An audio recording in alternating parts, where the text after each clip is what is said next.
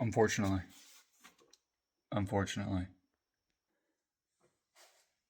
All the work I did back here did not fix my problems. I believe my problems are that.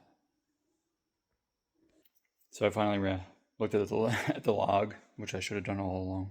And my voltages were dropping pretty low at high RPM.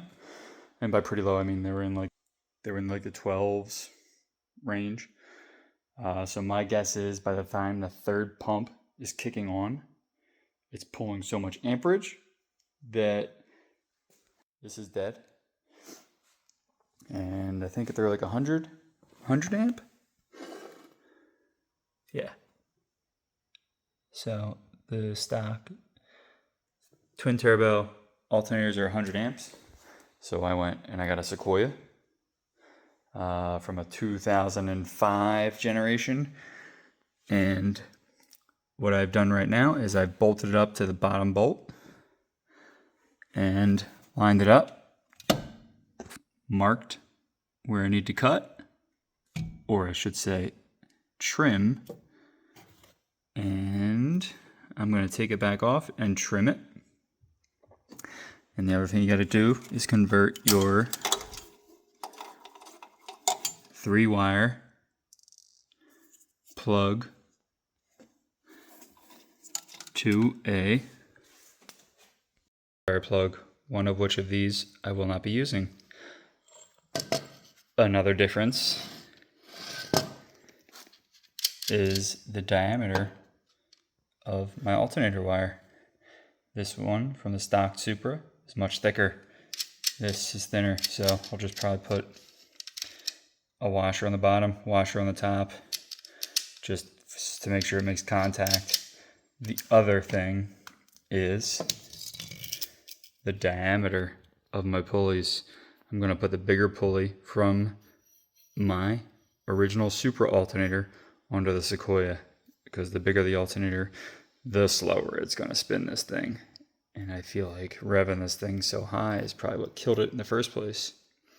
So, again, 4-wire alternator, change the pulley, and trim it.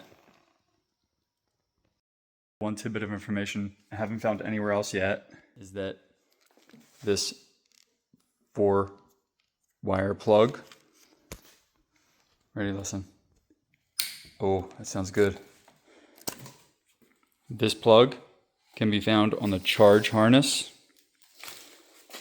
of a K-series Honda. So this charge harness came from, man, I can't remember, it's from a junkyard, but it definitely came from a K-series Honda, because I was going to use it in my MR2, but I used something else, and this was laying around, but this is the plug I need. So this is the new donor. Plugs in. Oh, that sounds beautiful. I got out the bandsaw just to give you an idea of how thick of a piece I cut off. So I cut off 4.71 millimeters. And then I did file it to make it smooth on the back side here. And that bottom bolt is like tight. That's pretty dang close, if you ask me. People say take it to machine shop. I say you're good. Also swapped the pulleys with a 22 millimeter socket with an impact, spun it off, swapped the pulleys, spun it back on. So I was going to de-pin this and then de-pin that and just have these pins go right into that connector. But I noticed that this wiring is kind of junky anyway, so I'm just going to cut them all off and splice them into the wires I need here. This is the diagram I made myself to make it make more sense. So these are the colors I have: yellow, green, yellow, white. and that's what they all are determined to be. This is the this piece here is this piece on the alternator. Okay, or you can look at it as like the back of the plug, so like this. Well, and the orientation is this, like that. One from your 3-pin goes to 4. Right, so my yellow green, my yellow with the green stripe goes down to the 4-pin location right there. My yellow 2 goes to 2. All right, so yellow right here.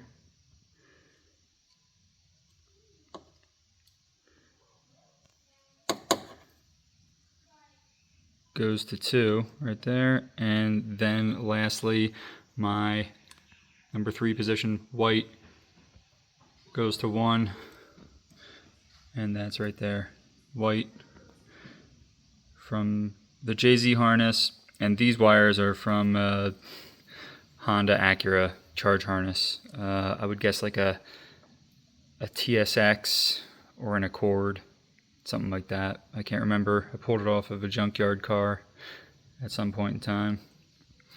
So I'm going to wrap these up and take it for a spin. The car started, well,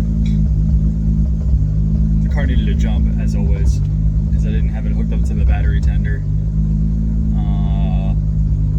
But the good thing is there's no alternator light. I don't even know where the alternator light would be, but I guess that's a good sign.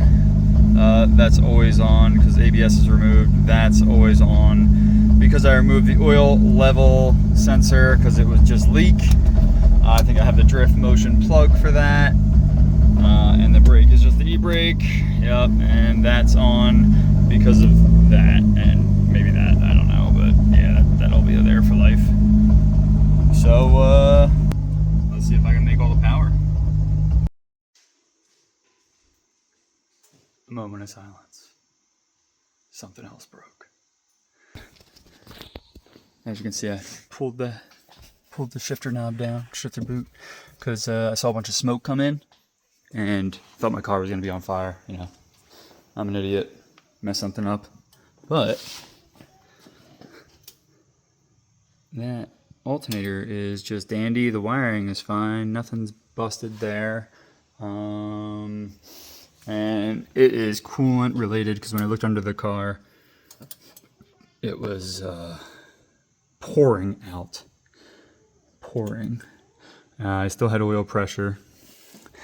So my guess is back fitting. Going into the head, it's my guess. I also have this line running right underneath the manifold. But basically my manifold turbo is going to have to come off. And see what busted. Unless the head lifted. But man, that was a lot of coolant. And I don't see any coolant on this side.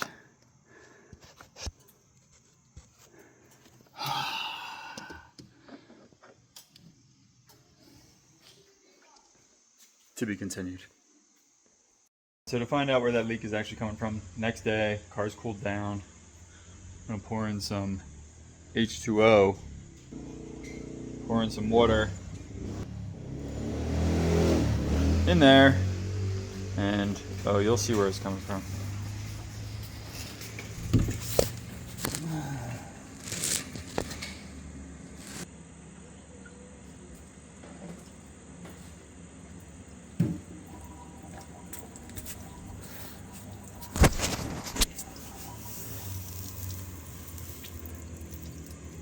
So that's coming out of my bell housing.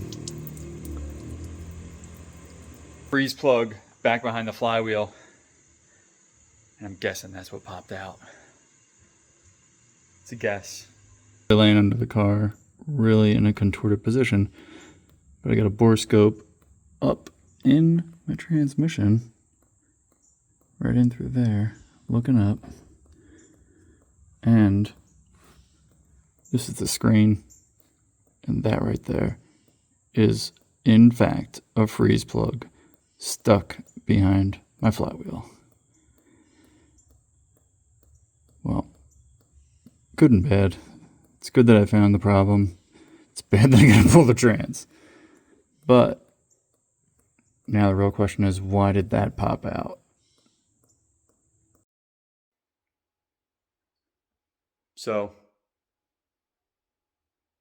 replace the alternator for my breaking up issue. That wasn't my issue. So what happened was I popped the freeze plug out, which made me dig even further. The freeze plug was very easy to get to. Let me show you. The freeze plug was that one. It's missing. That one. Right there. Oh, hey. So that popped out, made a lot of noise against the flywheel. So it's like, all right, why did that pop out? Probably blown head gasket. So, compression tested.